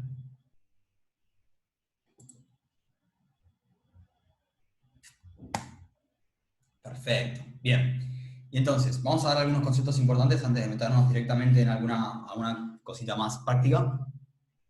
Que además ya me vienen fumando hace una hora, me acabo de dar cuenta, perdón, se me pasa la hora cuando hablo un montón, se habrán dado cuenta. Pero bien, quiero definir básicamente la diferencia que hay entre tarea, actividad y función, y lo que son las funciones de las organizaciones. La tarea, chicos, es la mínima expresión de un trabajo, ¿sí? Es lo más específico que nosotros le podemos decir a una persona que haga. Si nosotros vamos, por ejemplo, a lo que es, no sé, a una carpintería, una tarea es martillar, clavar el clavo. Eso es una tarea. Es lo mínimo que tiene que hacer una persona. Yo en mi trabajo, yo me especializo en finanzas, entonces yo en mi trabajo las tareas principales tienen que ver con descargar informes, entrar a ver la bolsa, cómo se va manejando el presupuesto. Eso es una tarea. Abrir SAP, por ejemplo, para descargar un informe. Eso es una tarea para mí, ¿sí? Las actividades son un conjunto de tareas, ¿sí? Son un conjunto, o sea, piensen de vuelta, ¿se acuerdan que hablamos de fines, objetivos y metas? Los objetivos estaban en definitiva en una cadena, que es una cadena que se llama cadena medios afines, que la idea es que si nosotros cumplimos todas las metas, vamos a cumplir el objetivo, y si cumplimos el objetivo, terminamos cumpliendo el fin. ¿Está todo encadenado? Bueno, lo mismo pasa con lo que son las tareas, las actividades y las funciones. Un conjunto de tareas es lo que nosotros llamamos una actividad, ¿sí? Que justamente lo que logran es un objetivo específico, un propósito que nosotros nos estamos proponiendo, ¿sí? Por ejemplo, si nosotros dijimos que martillar era una tarea, todo lo que es la producción de la silla vendría a ser una actividad. ¿Por qué? Porque ahí tenés el corte de la madera, el ensamblar la madera, no sé, ponerle la pegamento, se le pone a la silla, ponele, clavar las cosas de la silla, pintarla, todas esas son todas tareas. Ahora, hacer todo eso para terminar teniendo la silla son la actividad. Que le vamos a llamar, ¿qué actividad? Producción de silla, ¿sí? Entonces, encolado, martillar, corte de madera, pintar, esos son tareas. Todas esas tareas sumadas van a formar la actividad que es producción de la silla, ¿sí?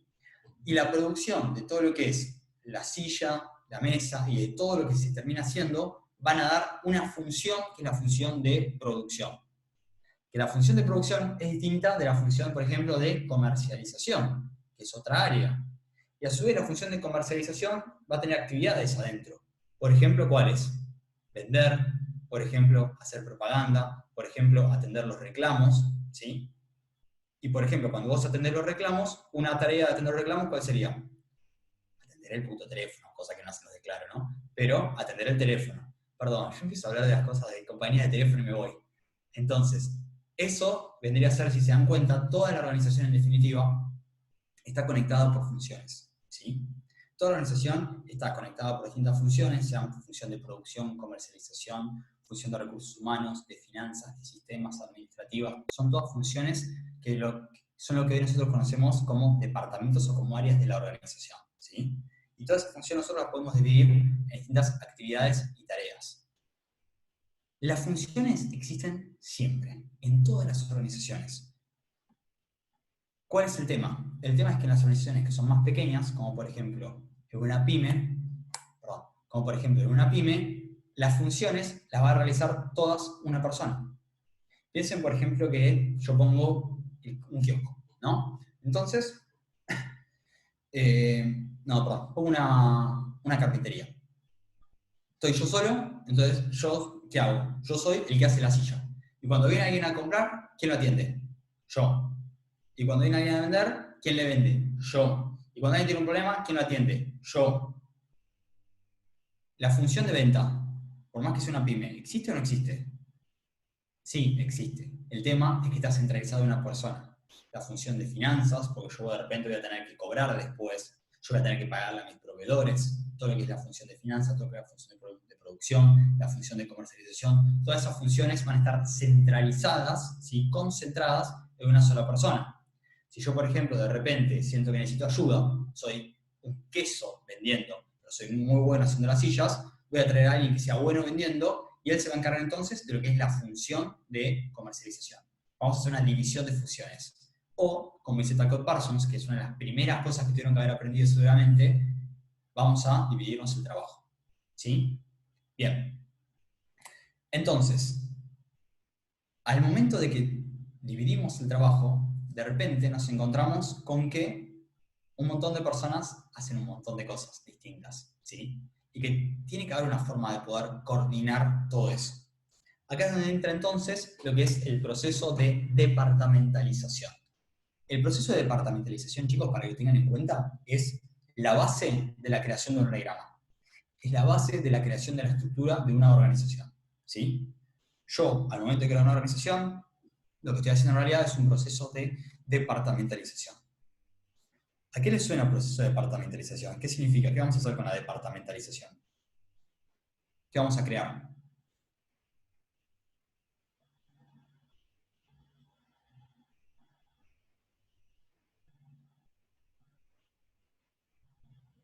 Sí, pero ¿qué vamos a crear? Dividir, separar, pero ¿qué vamos a crear?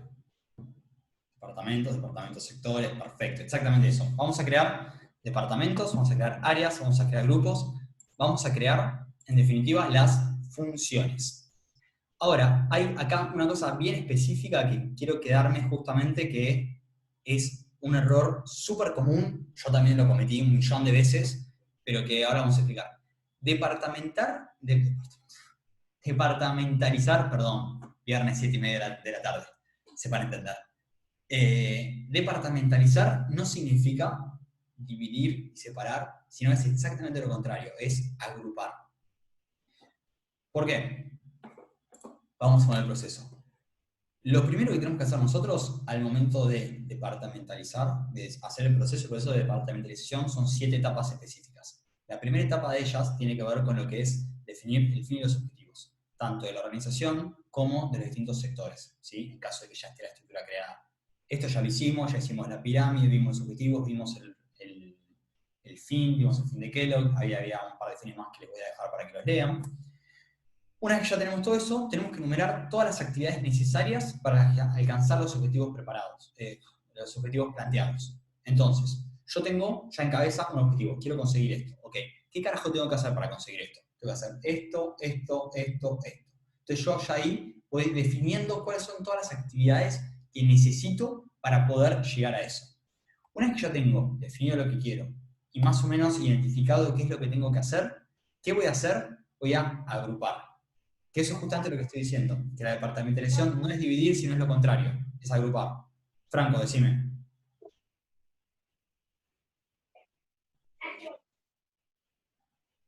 Franco, levantaste tu mano, decime. El otro Franco, no Franco Emanuel, otro Franco. Listo, nada. Overhand. Ah, mira, lo puedo meter. Buenísimo. Entonces, acá es donde la parte que yo les digo, que departamentalizar no es separar, sino es lo contrario, es agrupar. ¿Por qué? Porque yo tengo un objetivo. Tengo todas las cosas que tengo que hacer en el objetivo, pero no voy a hacer todas. Voy a decir, ok, ¿qué tengo que hacer si yo, por ejemplo, quiero ganar 1.000.000 de pesos en julio en la... ¿cómo se llama la cosita de maderas que me puse? En la carpintería. ¿Qué tengo que hacer? Ok, lo primero que tengo que hacer, tengo que comprar la madera. Tengo que cortar la madera. Tengo que clavarla, hacer la silla. Tengo que poner avisos y publicaciones en Instagram. Tengo que crear el Instagram. Tengo que crear el Facebook. Tengo que poner publicaciones en el Facebook. Tengo que armar panfletos para pegarlos para que la gente sepa qué es. Tengo que comprarme un celular y una línea específicamente para la me sale la palabra carpintería. Tengo que anotar la palabra carpintería, porque lo voy a decir varias veces y no me está saliendo. Carpintería, buenísimo. Cuando tengan mi edad les van a pasar estas cosas. Entonces, tengo que hacer un montón de cosas, ¿verdad? Ahora, ¿hago todas juntas? Voy separándolas. ¿Cómo hago? Las voy a ir agrupando. Entonces digo, ok, buenísimo, vamos a una cosa. Todas las cosas que tienen que ver con pintar, encolar, clavar, armar, todo eso las vamos a poner acá. Todas las cosas que tienen que ver con la entrada de dinero, entonces todo lo que tiene que ver con la venta, todo lo que tiene que ver con el marketing, todo lo que tiene que ver con crear las redes sociales, lo vamos a poner en esta otra cajita. Y así empezamos a hacer cajitas siguiendo algún criterio específico, ¿sí? Eso es armar justamente las distintas funciones. Vamos a armar la función productiva por un lado, la función de conversión por otro lado, la función de finanzas por otro lado, ¿sí? Distintas áreas, perfecto. Y entonces lo que vamos a hacer es ir asignando a cada una de estas cajitas que fui armando todas las actividades hasta que no me quede ninguna suelta. Si me queda alguna actividad suelta, la cagué en algún lado. Y si no sé dónde meterla, bueno, no tengo idea de dónde carajo poner eso, la pones en un área administrativa. Para eso existe el área administrativa. El área administrativa es básicamente donde se hacen todas las cosas que no sabes quién carajo la tiene que hacer, área administrativa, que alguien se encargue de eso. ¿Sí? Bien. Luego de ya tener todas las funciones armadas, que ahora le llamo áreas o le llamo departamentos, tengo que entender cómo se van a relacionar cada una de ellas. Es decir, lo que tengo que hacer es esto. Yo tengo armados cada uno de estos, lo que tengo que hacer es empezar a poner las líneas. Las líneas que Franco justamente decía que tenían que ver con lo que era la autoridad, relaciones de autoridad, ¿sí? Tengo que entender cómo van a interrelacionarse y cómo van a interactuar entre sí estas distintas áreas.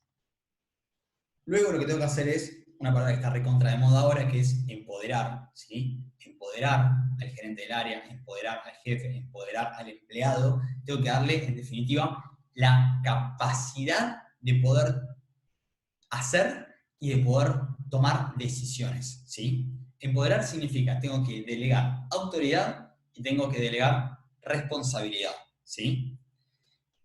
¿Vieron la película Spider-Man? La 1, la de Tobey Maguire. Dale, díganme que esa la vieron, por favor. Bien, buenísimo. ¿Vieron que una parte del tío Ben dice un gran poder conlleva un gran poder conlleva una gran responsabilidad? Eso es lo único que importa de toda la película cuando sos grande. Que decís, qué buena frase, boludo. Pero 100%, o sea, olvídate las telas arañas, que el tipo salta, vuela, que está colgado y se besa la mina colgado, olvídate todo eso. Quédate solamente con esa frase cuando sos grande. Que un gran poder conlleva una gran responsabilidad. Eso es la base de esta parte de lo que es delegar autoridad en las organizaciones. Yo a vos te voy a dar el poder de decidir sobre tu trabajo. Te voy a dar el poder de decidir qué vender, cómo vender, si vos vas a ser un vendedor, de determinar el precio y demás. Pero ahora, si vos de repente lo vendés a 2 pesos y yo te doy dinero, cagaste, es culpa tuya porque yo te di el poder. Así como te doy el poder, también te doy la responsabilidad de que lo lleves bien, ¿sí?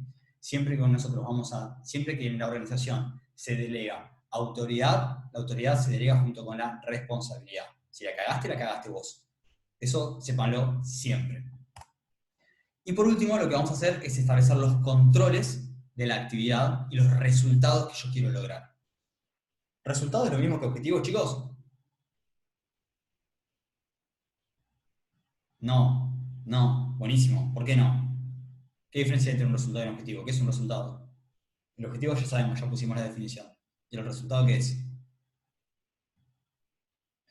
Abigail dijo que no, muy enojada. Lo puso en mayúscula, lo gritó.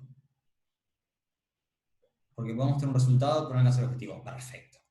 El resultado, chicos, la definición de resultado, un resultado lo que me muestra es el porcentaje de consecución del objetivo.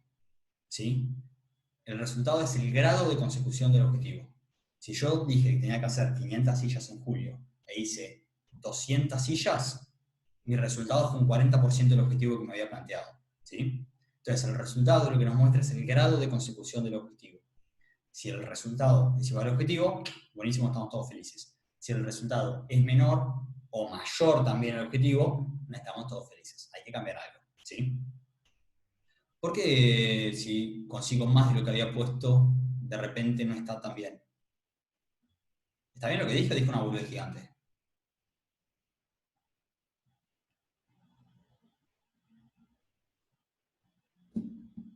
Pueden escribir, dijiste una boludez gigante, no me ofendo para nada. Si piensan que dije una boludez gigante, pueden escribirlo. Pero está bien, o sea, si yo dije que tengo que producir 500 sillas y produzco 700.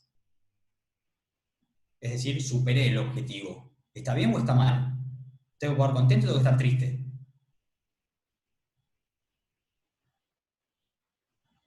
Está bien, está bien, está bien. Perfecto. Ahora, les hago una pregunta. Si yo dije tengo que producir 500 sillas. Si yo dije tengo que producir 500 sillas, ¿por qué dije 500? Porque se me ocurrió. ¿Porque me gusta el número 500? No. O por algo en especial. ¿Por qué, por ejemplo, dije tengo que producir 500? Porque supuse que saldría menor producción. Pero ¿por qué 500? ¿Por qué no 600? ¿Por qué no 700? ¿Por qué no 1.325.420?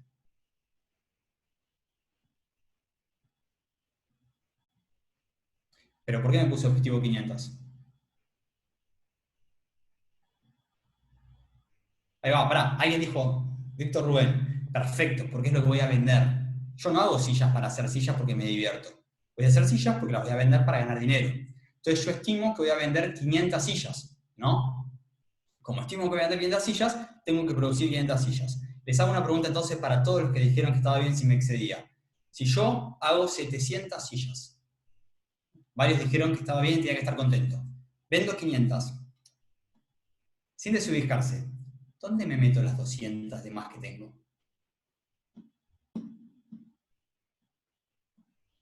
Yo les digo dónde me meto. No en ese lugar que están pensando, no sean desubicados. Las tengo que poner en un depósito. Y para poner un depósito, ¿qué tengo que hacer? Tengo que comprar un depósito. Y comprar un depósito, ¿qué me hace? Gastar guita. ¿Estoy contento por gastar guita? No, no estoy contento.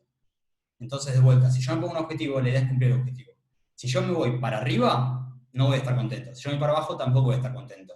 Voy a estar contento cuando cumple el objetivo porque para algo hice el objetivo. Si yo me pongo un objetivo y excedo el objetivo y estoy contento, significa una sola cosa.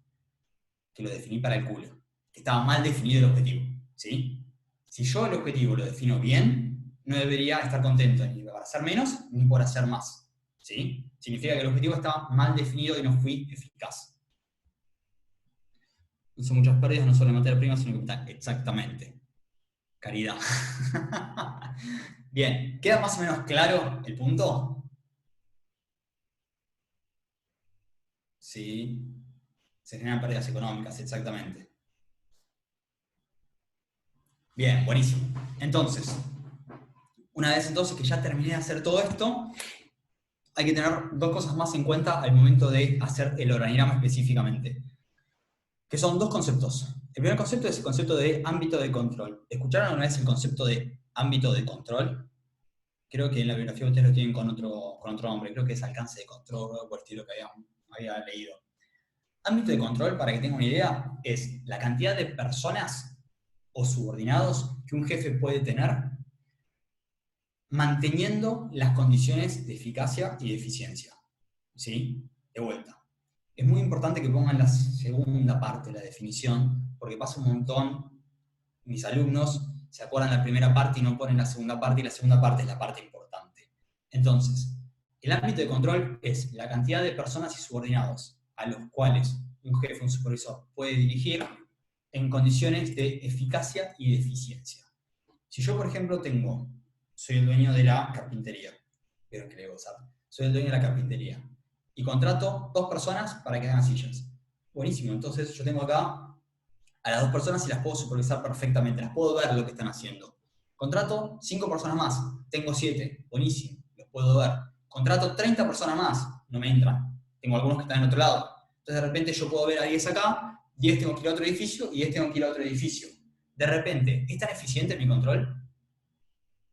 Probablemente no sea eficiente. Porque por ahí estoy mirando estos 10 que hacen acá y los 10 de allá le están cagando todas. Pero no los estoy viendo porque están en otro edificio, ¿sí? Y los 10 que están allá están leyendo el diario o mirando televisión. No puedo controlarlos eficientemente. Entonces, mi ámbito de control no son 30 personas, sino que son los que yo puedo ver, 10, ¿sí? Entonces, una persona va a tener más o menos subordinados hasta el momento donde, al agregar uno más, ya no es tan eficiente, ¿sí? Y el siguiente concepto es el de economía de niveles. ¿Qué significa economía de niveles? Que al momento de hacer una estructura, yo lo que tengo que tratar es que la estructura sea lo más horizontal, lo más achatada posible, ¿sí? ¿Por qué? Porque es más barato. Porque yo tengo una estructura como esta, que veo acá, en definitiva yo puedo tener acá analista, analista, analista, analista, analista, analista, analista, analista, jefe. Los analistas, imagínense que cobre, vamos a poner un número, imagínense que cada analista cobre 100, ¿sí? Y cada jefe cobre 300. Esta estructura tiene ¿cuántas personas? 1, 2, 3, 4, 5, 6, 7, 8 personas, 9 personas. Tiene esta estructura, ¿verdad? ¿Cuánto me sale esta estructura? 8 analistas por 100, 8000, más un jefe de 300, 8300, ¿verdad? 830, perdón. Tiré 100, ¿no? No eran 100.000. De vuelta. Cada analista me sale 100. Cada jefe me sale 300. Yo tengo 8 analistas. ¿Cuántos son los analistas? 100 cada uno por 8, 800. ¿Y cuánto me sale el jefe? 300. ¿Cuánto es? 1100. Esta estructura me sale 1100, con 9 personas. Imagínense que en lugar de este jefe poder controlar a 8 personas, puede controlar a 2 personas. Para controlar estas 2 personas, ¿qué tengo que hacer? Imagínense que siempre quiero tener 9 personas. Tengo que poner 1 y 2 analistas y un jefe acá. 1 y 2 analistas y un jefe acá. 1 y 2 analistas y un jefe acá. ¿Cuánto me va a salir esa estructura que tiene menos personas?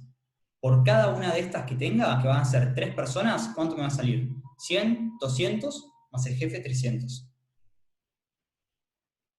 ¿Cuántas de estas estructuras necesito con 9? 5 de estas, ¿verdad? O sea, 300 por 300, 500 por 3, es decir, 1500. ¿Pero qué no serían 2300 toda la estructura? La estructura serían, este me sale 100, este me sale 100, este me sale 300, ¿no? ¿Cuánto me sale eso? Son los 500. 500, perfecto. Y acá voy a tener de vuelta otra estructura de 500 con 6 personas. Y acá voy a tener otra estructura de 500 con 3 personas. 3 estructuras de estas van a ser las 9 personas que tengo. 9 personas, siguiendo esta estructura de acá, me salen 1100. 9 personas con 3 jefes, ¿cuánto me sale? 1500. ¿Sí? ¿Queda claro eso? Cuanto más achatada está la estructura, más barata va a ser, siempre. Imagínense, por ejemplo, que yo digo, ok, y además cada jefe tiene que tener un gerente. Y al gerente le tengo que pagar 1000. ¿Cuántos jefes tengo acá? Uno solo. Entonces le agrego un gerente. ¿Cuánto me sale esta estructura? 2100. Las 1100 que tenía más el nuevo gerente que sale 1000. Ahora, en la otra, ¿cuántos jefes tenía? 3. Entonces, ¿cuánto le tengo que agregar? 3 gerentes. ¿Cuánto me sale cada gerente? 1000. Ya la estructura sale 3000 más los 1500 que salía, 4500. Fíjense cómo al ir agregando niveles, de repente el precio de la estructura empieza a ser así. Empieza a subir un montón, ¿sí? Porque ya los gerentes al cobrar 1000 suman un montón cada uno. Entonces, lo que yo busco al hacer economía de niveles es, este tipo de estructuras no las queremos. Al buscar la economía de niveles, lo que yo quiero es este tipo de estructuras, ¿sí? Ahora, ¿cuál es la limitante de la economía de niveles?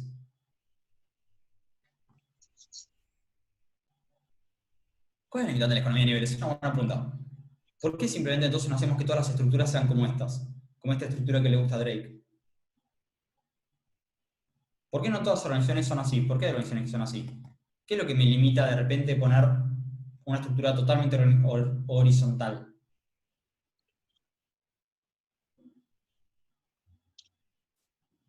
La respuesta está acá arriba. El ámbito de control. Exacto, el tramo de control. Exactamente. ¿Por qué? Porque si yo de repente tengo que poner 100 personas, no puedo poner 100 personas y un solo jefe. Voy a tener que empezar a poner jefes para controlar, gerentes para controlar a los jefes, gerentes senior para controlar a los gerentes. ¿Por qué? Porque justamente el ámbito de control me reduce la cantidad de personas horizontalmente que yo puedo generar. Entonces, lo importante y lo súper importante y el takeaway principal de esto es, yo tengo que generar estructuras horizontales con alta economía de niveles hasta donde el ámbito de control me lo permita. De vuelta, yo tengo que generar estructuras lo más horizontales posibles hasta donde el tramo de control me lo permita. Si yo sé que un jefe puede tener 5 personas y no más de 5 personas, ok, horizontalmente hasta 5. Y ahí voy a poner un jefe. 5 y un jefe, 5 y un jefe. No voy a poner 15 y un jefe solo. ¿Sí? Entonces, voy a tratar de que tenga la mayor economía de niveles siempre y cuando el ámbito de control me lo permita. ¿Queda claro? Es un concepto que normalmente es medio, va para los dos lados distintos, como el de formalización y profesionalización. Piensen que es exactamente lo mismo que formalización y profesionalización. Si empezamos a jugar un poco con los términos, cuanto más profesionalizada esté la estructura, más achatada va a ser. ¿Por qué? Porque cada persona, cada profesional sabe lo que tiene que hacer, entonces necesitas un jefe para cada uno. Una persona puede ser un jefe, puede tener un montón de empleados, porque no los tiene que controlar. Si los empleados saben lo que están haciendo y son buenos en lo que están haciendo. ¿Sí? Bien.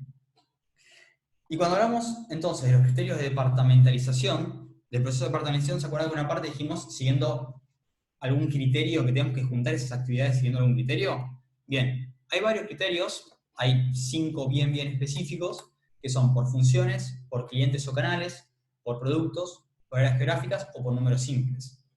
Por funciones es la que se usa en todas las organizaciones básicamente, dividimos por función. Función de producción, función comercial, función de recursos humanos, función de finanzas. ¿Sí? Luego tenemos lo que es por clientes. Imagínense, por ejemplo, yo trabajaba en marketing en una empresa de consumo masivo y teníamos varias de estas divisiones.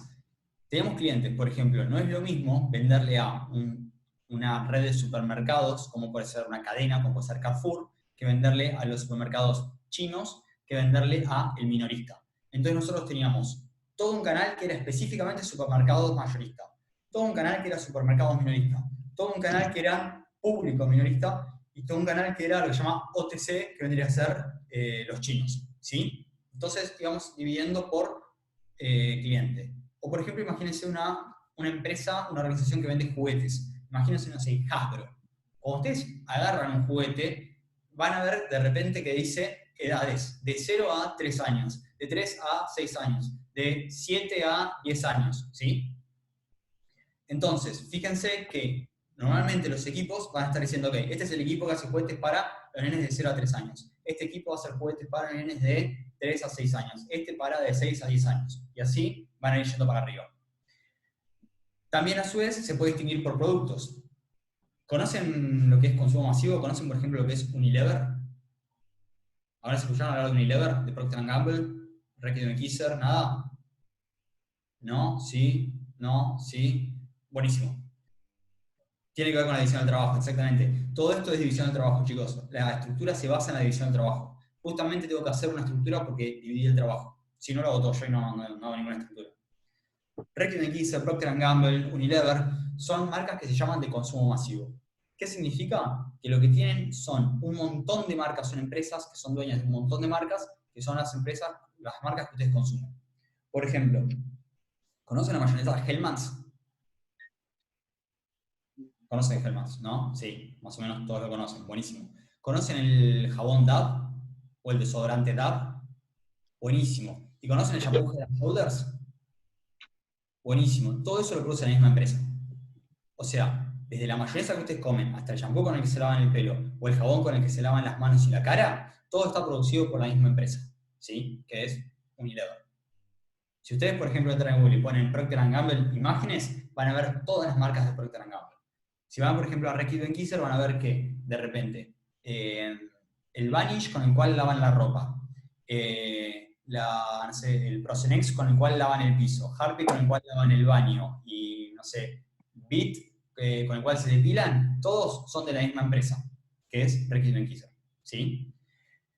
Estas empresas entonces tienen obviamente una división en la estructura de acuerdo a los productos que venden. Entonces vas a tener una división por sector de alimentos, otro por sector de cuidado personal, otro por sector de higiene de la casa, ¿sí? Y vas a ir dividiendo la estructura por el producto. Asimismo, estas empresas que son multinacionales van a seguir también otro criterio, que es por área geográfica. Entonces vos vas a tener los directores o los jefes de ventas de Latinoamérica, de Asia-Pacífico, de Europa, de Estados Unidos, lo vas a ir dividiendo, ¿sí? Y por último, el último criterio es por números simples. Por números simples vendría a ser exactamente lo que es el ámbito de control. Es decir, no se sigue ningún criterio más que cuánta gente puedo controlar yo. Estoy en la carpintería y yo puedo ver hasta 10 personas. Más de 10 personas no puedo ver. Criterio por números simples. Lo importante de llevar acá es no solamente saber cuáles son cada uno de los criterios, sino que además darse cuenta que una organización puede tener en toda su estructura todos estos criterios aplicados, ¿sí? Piensen, por ejemplo, en lo que es Reckitt Kisser, en lo que es Unilever, que lo que va a tener es aplicado el criterio por funciones, el criterio por canales, el criterio por productos, dependiendo de las distintas áreas, cuál es el criterio que van a utilizar. No es que tienen que utilizar uno solo para todo el organigrama, sino que cada área van a utilizar distintos criterios, o incluso dentro de la misma área, distintos criterios. Acá Ledesma produce, sí, Ledesma, por ejemplo, que es de la compañía Blaquier, produce un montón de cosas, no tiene solamente azúcar. Es más, Ledesma, por ejemplo, tiene también campos, tiene vacas, tiene casas, tiene un montón de propiedades inmobiliarias. Justamente hace un montón de cosas, no solamente hace el azúcar. Bien, hasta acá, chicos, que más o menos ya estamos terminando, me quedan 5 minutos. ¿Alguna duda, consulta? ¿Alguna duda, consulta urgente que tengan que sacársela ya un viernes a las 8 menos cuarto de la noche? Es obvio que si alguien hace una pregunta lo cagan a trompadas en este momento, ¿no? Pero siéntanse libres igual después de mandar un email que lo vemos ahí. Bien, dicho esto entonces, fíjense que yo les voy a dejar acá en la presentación, esto es más que nada para que lo vean ustedes, no vamos a entrar en detalle, pero les puse distintos organigramas, ejemplos reales, organigramas descargados, para que vean.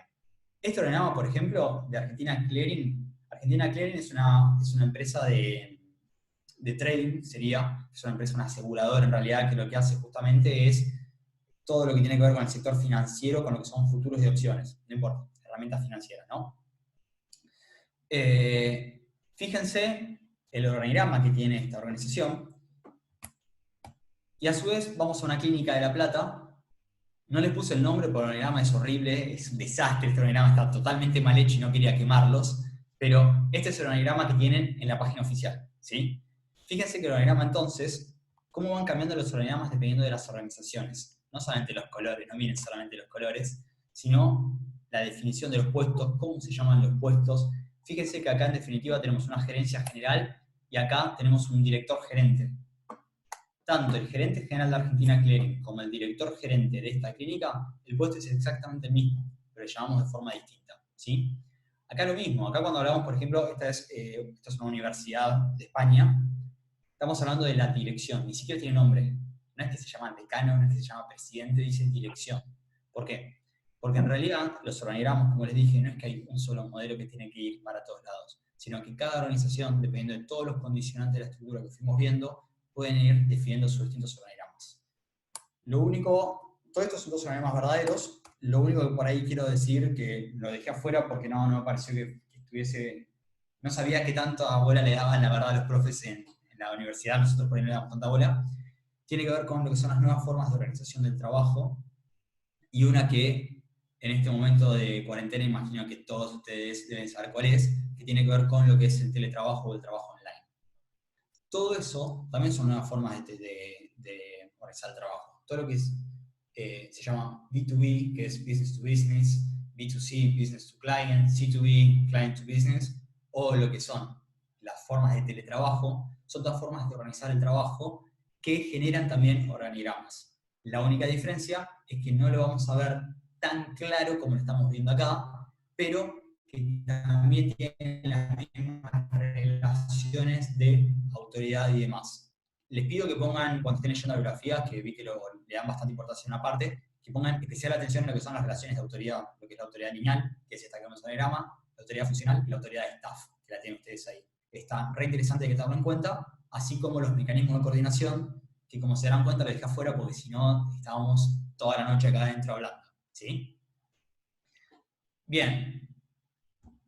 Ahora o nunca, gente. ¿Dudas? ¿Consultas que quieran tener? Esta ya es la última parte. ¿Nada? Perfecto. Les paso después, Mariana, te mando la presentación resumida. Ok, profe. Ok, ok. Y paso mi mail por si quieres dejarle demás por cualquier duda que tengan. Bien, Cualquier bien, duda. sí. Yo después les paso a los chicos las diapositivas y su correo. Perfecto, dale, yo te lo alcanzo. Así que, chicos, disculpa porque se me hizo re larga, la verdad, hablo un montón. Pero bueno, espero que les haya servido, que les haya gustado, interesado, y cualquier duda que tengan, a su disposición. Bueno, profe, muchísimas gracias. Desde el Centro de Estudiantes de Franja Morada queremos agradecerle por haber aceptado la invitación de dar esta charla virtual.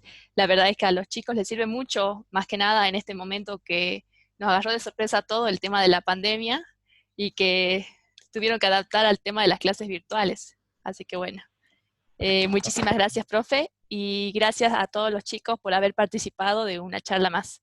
Y nuevamente nos vemos la semana que viene a todos los chicos para las charlas de lógica matemática y la de derecho con la profesora Zafar. Así que bueno. Chicos, disfruten el fin de semana. Abrazo grande a todos. Muchísimas gracias, profe. Chao. Chao a todos.